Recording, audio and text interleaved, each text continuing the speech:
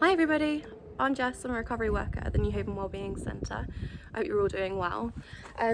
Today I'm going to be doing some work with you around anxiety management. So we're going to be looking at the worry tree together. To start off with, I've got a few worries written here and I'm going to be colour coding them different colours. So while I'm reading them out and colour coding them, I'm hoping you can have a think about why I might be colour coding them differently to other worries, and we can talk about that afterwards.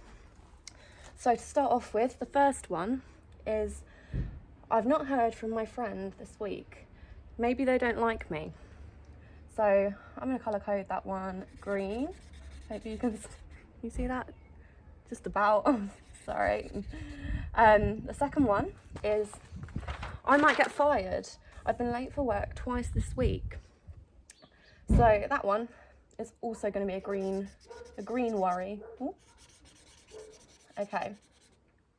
Next up, I've got a piano recital. I'm worried I could make a mistake. That one, I'm going to colour code purple. Okay. The next one is I'm worried I might get the virus. That is another green worry. Okay. Next up, I'm nervous of the centre reopening. We're going to go purple for this one.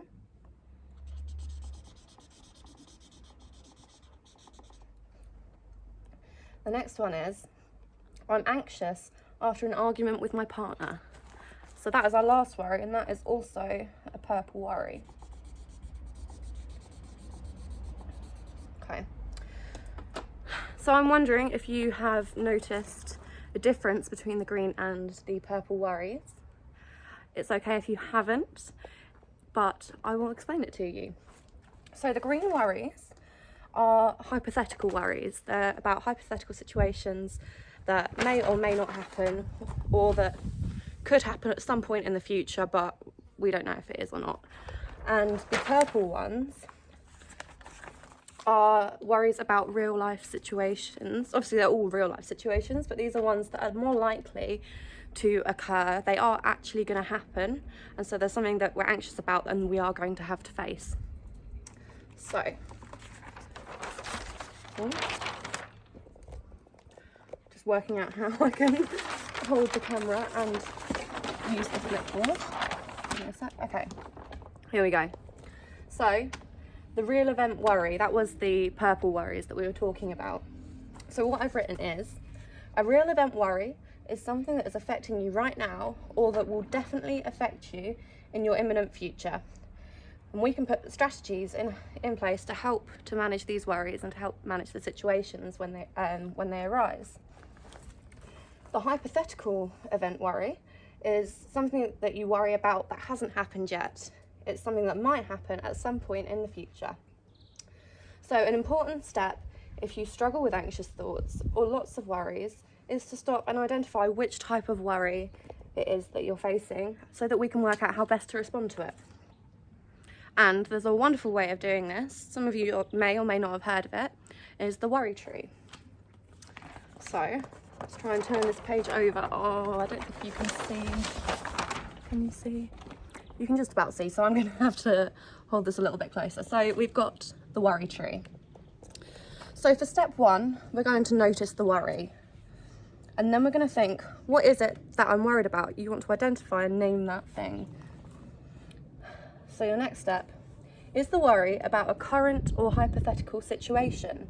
So as I explained earlier, that's how you can identify it. Or another way is just asking yourself, is there something that can be done about this? So let's go for no, it's a hypothetical worry. If it's a hypothetical worry, then you can acknowledge it and, acknowledge it and acknowledge that, yeah, you are feeling worried about it, but also accept that this is something that we do need to let go of, because if there isn't anything that can be done, then we're just worrying for the sake of worrying, and, we can't deal with it. So the best thing to do is to then let it go and change your focus of attention and try and distract yourself.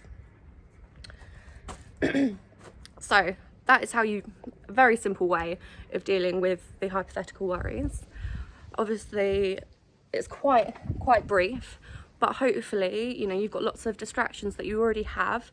You might have gone through them with your recovery worker, you know, little coping strategies that we've got. So for example, I've gone through a lot of breathing techniques with you guys in the past, or it might just be doing a hobby, going out, seeing some friends, talking to people, watching a film. There's so many different things that you can do. So let's go and look about the current problem, worries. So you will have gone down and acknowledged that it's a current problem. So from that, you can make an action plan.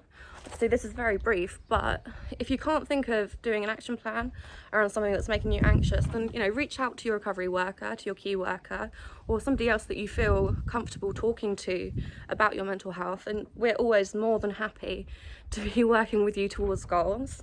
And, you know, if something's making you anxious and you're wanting to overcome it, then that's a wonderful thing for us to be working with you with. So you probably noticed that when we do your reviews, a lot of the time we're looking at goals you want to achieve. So it could just be working through the worry tree as one of your goals, and working out an action plan as how you're going to deal with something that is really anxiety provoking for you. So once you've made that action plan, you want to then look at what, when, and how.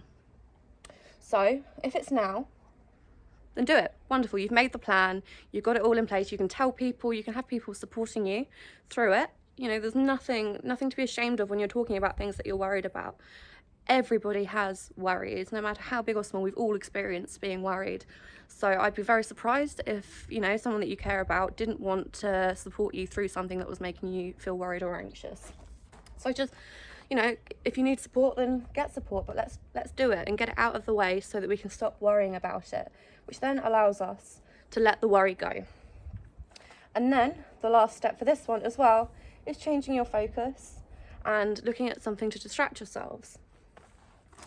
So let's go back to the top of the worry tree now, to go down to our last side of the tree.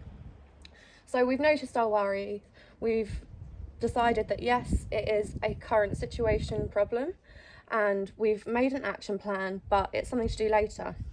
Brilliant. So the way that you deal with the anxiety around that is by keeping that action plan and scheduling in a time to be dealing with it, you know, a time that's more relevant. And that's fine if you feel like you're not going to remember yourself.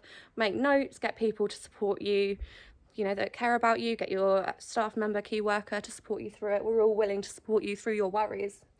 And then hopefully once you've got it scheduled and you've got your action plan in place, you will then be able to let the worry go and move on to distracting and changing your attention. If you need to talk to us about, you know, ideas for distractions, ideas for coping strategies, or just help in making an action plan, then come contact us. It's what we're here for. So I know this was very brief, but I don't want to completely overwhelm you. I know that we've been here for over 8 minutes now. But yes, it's been lovely to talk to you again, and hopefully I'll get to see you again soon. And like always, we are still contactable via email, via the phone, text. We've got all of our social drop-ins, all of the wellbeing centres have kind of collaborated so that you can access any of our groups that we've got going. Just check our Facebook pages. We are all online now. And we all have an active social media page on Facebook. So come check it out and, you know, make contact with us as and when you need to, as much or as little as you need to. Yeah, so it's been lovely to see you. I hope you have a brilliant weekend and we'll see you soon. Okay, take care. Bye now.